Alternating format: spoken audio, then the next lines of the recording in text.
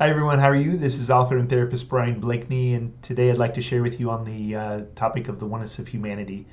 Today is October 22nd, 2018, and one of the main headlines is about the people of Honduras, thousands of them making their way, mostly on foot, marching towards apparently the U.S. border.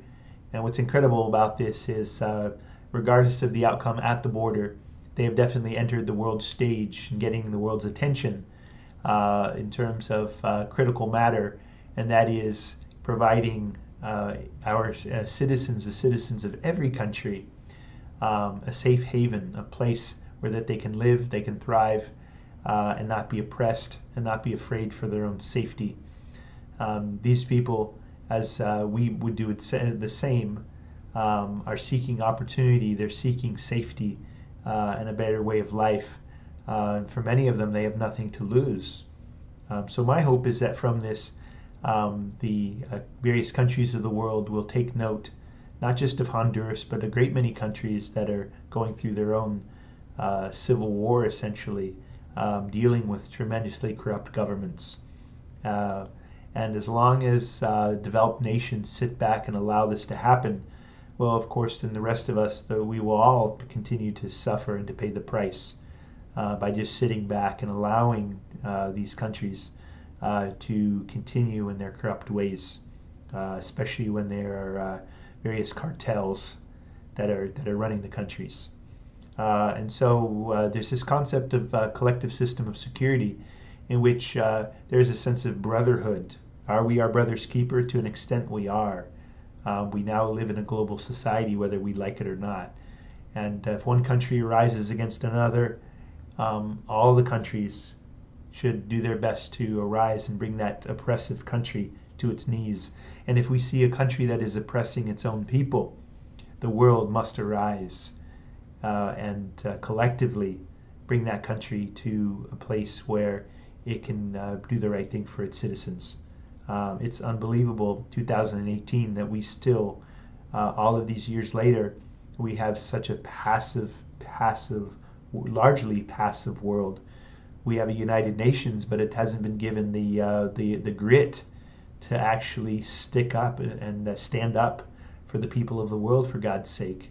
So United Nations, I plead with you, we as a people, humanity, we plead with you. I'm going to add a link down below where you can actually see pictures of this march of the people of Honduras. So please check it out if you haven't seen these pictures. These pictures are worth way more than 1,000 words. So we're in a time where the world is a neighborhood, whether we like it or not. The world is a village. We're a small place now. Here in America, where some people like to buy strictly American, let's say. I remember when I was in college years ago, and I was reading that just a U.S. car, that the parts from a car that's made here in the States, the parts were from, I believe, over 35 different countries, and that was, a little ways back. And so many goods, most goods that we get, as we know, unfortunately, fortunately, but unfortunately, are from all over the world. I say unfortunately because of the oppressive conditions where people around the world, when we as the U.S. are outsourcing, are not providing an adequate living wage. We think of the concept of the sweat lodges, where sweat factories, where people are being overworked and essentially treated just short of slaves, in some cases like slaves. So this concept of globalization is something that's very important that we as a world to begin to take seriously. We are not at a place where that we can reverse things and go back to this this nationalistic attitude where we can isolate from the world and think that the world's concerns are its own. We do have a responsibility because, of course, now the world's economy affects our economy. We're greatly interlinked. We are inseparable now. And so globalization is really a concept of inclusion recognizing that we can't thrive, we can't live or thrive without the world now. It's inclusion, it's in unity. Nationalism, it deals with isolationism, okay, and a great sense of pride and ego, and being patriotic is one thing, but at the expense of the world, and recognizing how we are all citizens of one human race, one planet. If we were attacked by aliens, we would throw aside, we would quickly dispense with our differences if we had to come together to take on some alien life form that was attacking us as a globe. So wake up, world. We are one human family, whether you like it or not. Get on board. It's also important to know from a psychological standpoint that nationalism is very much tied to fear-based thinking. So if you look up fear-based thinking in the amygdala, I think you'll be quite surprised. And so fear is, of course, largely based in both ignorance and basically not being familiar with something. It's the great unknown. As my mom would say when I was a kid, fear is the dark room in which negatives are developed. So think about that for a moment. In order to develop negatives in a dark room, obviously that works because the light is off. So turn on the light and there's not much room for fear. So fear is the dark room in which negatives are developed.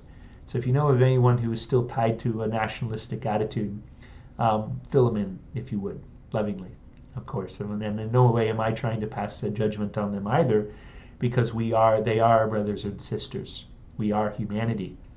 And also the fact that none of us, remind them that none of us, not one of us, chose the country of our birth, the color of our skin. So many factors that we did not choose. We didn't choose our culture. So just remind people of that. If you notice they're getting a little haughty and full of themselves, just remind them how foolish it is, because they didn't choose the country of their birth. Okay, so tell them to get off their high horse. All right. And it's also to remember that the countries of the world are essentially like the parts of a body. We are the human race. We are one human family. We are the body of humanity. And isn't it foolish if the heart in its pumping said, I'm this amazing heart. I keep life, life requires me, but, I really don't want to be connected to this body thing. It's a little too much work. It's not my responsibility. All my function is to beat. And I don't need to be associated with a body. If we think of the brain, the toes, you name it, any part of the body, it's just absolute foolishness that we would feel that any part of the body would function without the rest. You break a toe and you're in a whole lot of pain. So I wouldn't think that you would just try to cut off your toe just because it was giving you trouble. You would do everything you could to save it, even if it looked gangrene. You'd try, obviously, if it was gangrene, but that's one thing. But the fact is that humanity, we need to do all we can to nurture every country, every people. We look at the United States. We are the people of the world. Think about that for a moment. We are the aliens. We're the essentially the illegal aliens that took over and decimated the Native American population. So really, this is the stuff that you all know. But please, if you would remind people that we are the waves of one sea, we are the drops of one ocean, we are the leaves of one tree. Humanity is not at a place where we can just kind of have this adolescent antisocial personality. We must be willing to embrace our oneness, and I believe that this is what we were created for. The ego, of course, wants to find otherness and separateness. Okay, it is time for us to become educated, enlightened. The word education, the word deduce, means to draw out, to pull from. It's time for us to go digging inside our own spirit, our own conscience, and to pull out the gems of virtue that we were created to. if we're just focused on negativity and otherness, we're really not, I'll be blunt, we're not using our intelligence. Okay? Yeah, it may not be easy. We may find a number of reasons that justify our desire to be distant and not familiarize ourselves with diversity. You may look at me and you may say, well, where am I from? So that might be helpful to know. So I'm from Fort Lauderdale, South Florida. I'm as American as apple pie. My mother is white, blonde, originally white, blonde hair, blue eyes. I know you can't tell. And my father is dark-skinned. Some might say African American. Some might be offended by that. My father is dark-skinned with Cherokee. And I am mixed. I often tell people I'm part confused, half disoriented. I thrive on staying as in touch with humanity and connected with our sense of oneness and appreciation for God's creation. Okay, that's for another discussion, how I prove the existence of God. Okay, but for now, recognizing that this is why we were created. Diversity, the cells in the body has many different kinds of diversified cells with specific functions, and those cells all between 20 and 100 trillion cells, on average about 50 trillion cells with specialized functions are working together for this body, this gigantic body that functions as our identity. It's amazing. We get so focused on our what we look like and our differences that we see that at the level of DNA we're virtually identical. And for God's sakes, we're just made of cells that themselves have agreed to function together. Can you imagine when you get rogue cells that want to function on their own? That's called a cancer. So nationalism, if we're honest with ourselves, is a cancer. And gradually those cancers will, one generation after the other, that cancer will be weeded out. Humanity is becoming more diverse, interconnected, and it's about time that we got on board and celebrate the fact that this is part of our purpose. So we are one human race. The earth is, you may have heard this passage from the Baha'i writings, but it says the earth is but one country and mankind its citizens. And the sooner we realize that and we really begin to look out for one another, that we cannot just sit back and allow one country to oppress its people, just as we wouldn't allow that in our own family, I don't think. If we had a family member that we know was oppressing a child or someone that couldn't stand up for themselves, we wouldn't tolerate that for a second. And yet we are so permissive, okay, and passive about what we allow as a world. It's really appalling. And so let's, as a nation, as a world, let's get some grit. I'm going to close with this passage. In 2014, you might find it interesting. The actor Leonardo DiCaprio addressed the United Nations Assembly, and at the time he was addressing it regarding climate change. But this can be applied in terms of any number of ways that we can truly arise to support and nurture humanity. And so in closing, DiCaprio finished with these words: "My friends, this body," again he was addressing the United Nations, "my friends, this body, perhaps more than any other gathering in human history, now faces that difficult task. You can make history or be vilified by it.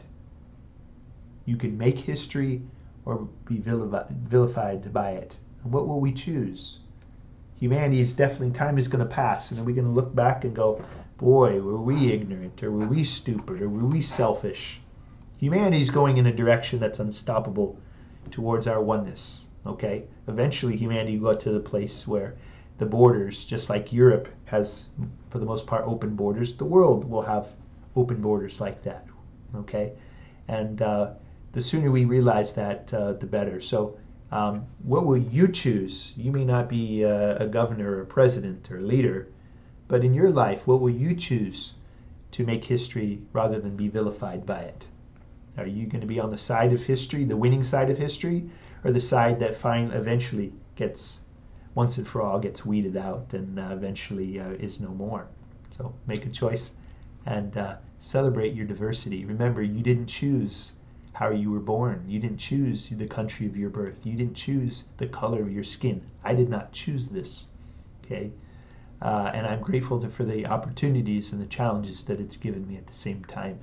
And I love my skin tone, and I love who I am as a human being, knowing that I'm a spiritual being, having a temporary human experience, preparing myself for an eternal journey in the realms to come. And that's for another discussion that has some proof and evidence as well. So have a great afternoon, and go celebrate your diversity with the world around you. With much love.